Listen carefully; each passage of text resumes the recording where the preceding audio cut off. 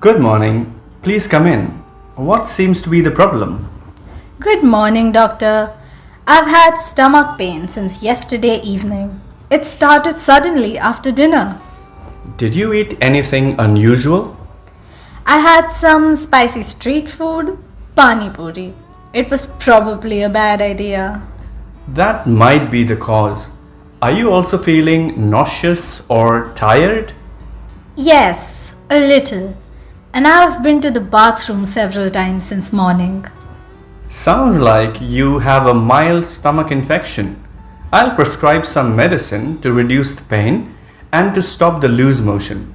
Drink lots of water and rest. Should I take the medicine before or after meals? 1 tablet before meals 3 times a day. If the pain continues for more than 2 days, come back for tests. Got it. Thanks, doctor. You're welcome.